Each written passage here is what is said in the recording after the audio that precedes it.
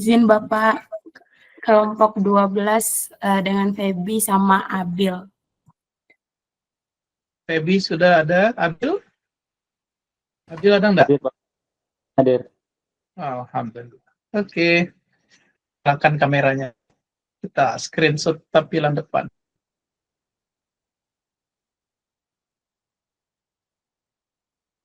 Izin Bapak, Feby. nggak kelihatan. Iya Bapak, ini laptop saya nggak bisa itu deh on Bapak. Bisa pakai kamera Alia Bapak? Enggak masalah, nanti diedit aja, diubah namanya. Oke Bapak. Ini akan presentasi Feby saja atau bergiliran dengan Abil? Feby saja Bapak. Oke, silakan Feby.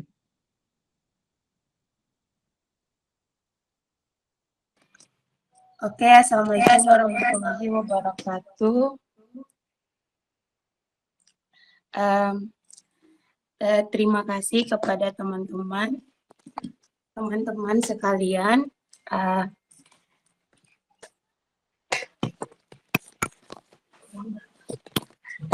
Saya akan mempresentasikan tentang model dan strategi pembelajaran fisika inovatif berisi bahasan eksplorasi berbagai model pembelajaran yang efektif yang diterapkan pada materi fisika.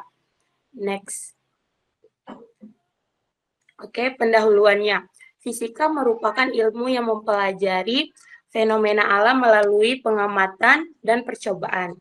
Agar pembelajaran fisika yang lebih menarik dan bermakna, guru dapat menerapkan model pembelajaran inovatif yang berpusat pada peserta didik.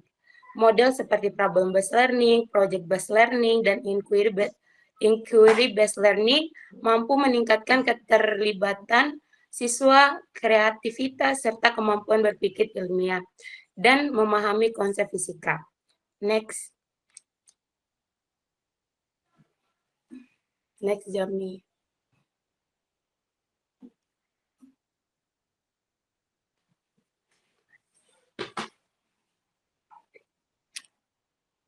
Journey. Oke. Oke, yang pertama yaitu pengertian model pembelajaran inovatif. Model pembelajaran inovatif adalah pendekatan atau kerangka pembelajaran yang dirancang untuk menciptakan proses belajar yang aktif, kreatif, dan berpusat pada peserta didik. Model ini mendorong siswa untuk berpikir kritis, memecahkan masalah, serta menemukan konsep secara mandiri melalui kegiatan seperti proyek, eksperimen, dan diskusi. Dalam pembelajaran fisika, model inovatif membantu siswa mengkaitkan teori dengan fenomena nyata sehingga konsep lebih mudah dipahami dan diingat. Next.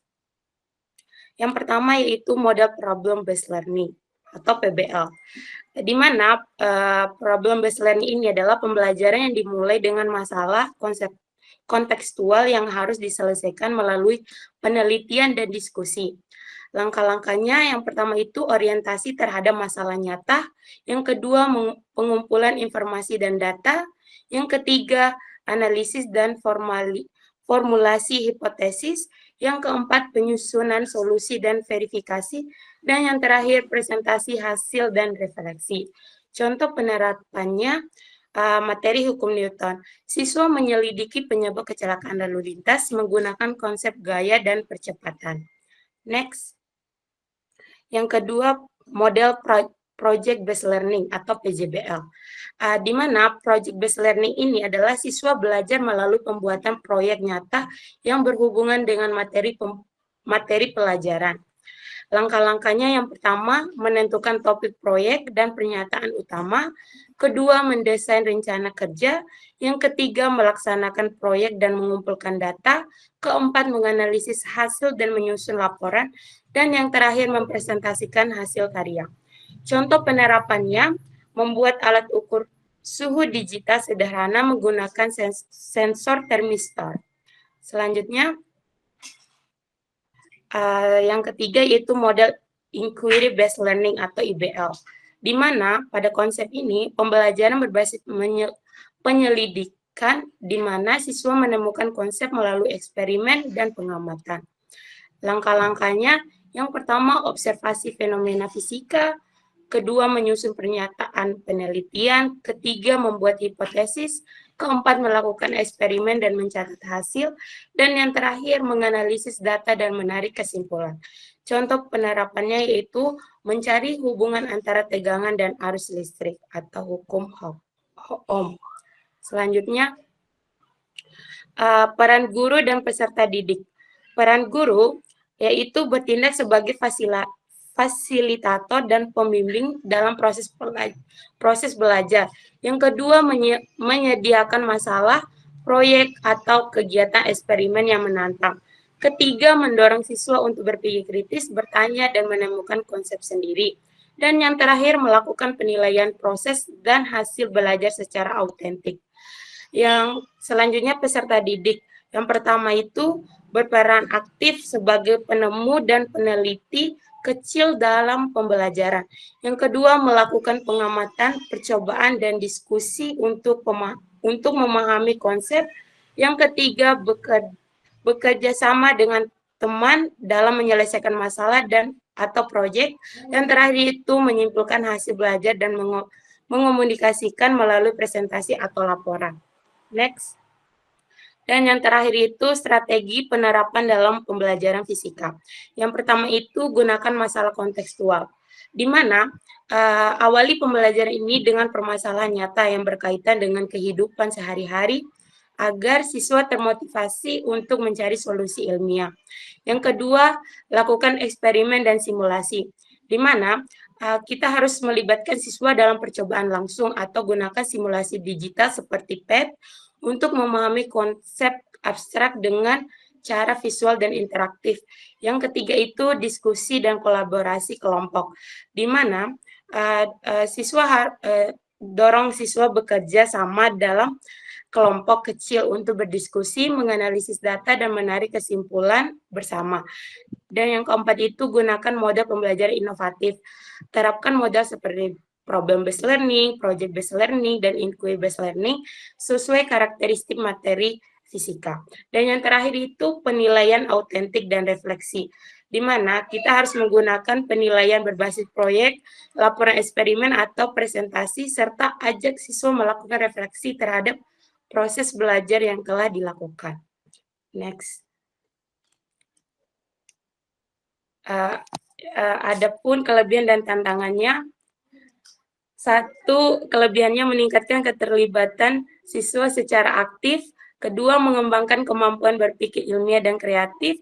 Ketiga, meningkatkan pemahaman konsep melalui pengalaman langsung. Keempat, mengasah keterampilan sosial dan komunikasi. Adapun tantangannya, yang pertama, terbatasnya alat atau fasilitas laboratorium. Kedua, guru perlu pelatihan untuk menerapkan model inovatif. Ketiga, penilaian lebih kompleks dan memakan waktu. Dan yang terakhir, tidak semua siswa terbiasa dengan pembelajaran aktif. Itu saja presentasi yang saya sampaikan. Belum. Yang terakhir adalah kesimpulan. Jadi kesimpulannya, model pembelajaran inovatif menjadikan pembelajaran fisika lebih aktif, kreatif, dan bermakna. Melalui pendekatan seperti problem-based learning, project-based learning, dan inquiry-based learning, peserta didik tidak hanya memahami konsep secara teoris, tetapi juga mampu menerapkannya dalam kehidupan nyata. Guru berperan sebagai fasilitator dan membimbing proses eksplorasi ilmiah, sedangkan siswa menjadi peneliti kecil yang menemukan pengetahuan melalui pengalaman langsung. Dengan demikian, pembelajaran fisika dapat menumbuhkan rasa ingin tahu, kemampuan berpikir kritis, dan keterampilan abad 21. Itu saja yang bisa saya sampaikan. Terima kasih. Oke, terima kasih Sri Alia Dadakan. Jadi sudah berubah namanya, nanti kaget keluargamu. Feby ini anaknya berubah jadi Sri Alia. Oke, terima kasih. Kita ini laptop saya nggak bisa. lanjutkan ke sesi berikutnya.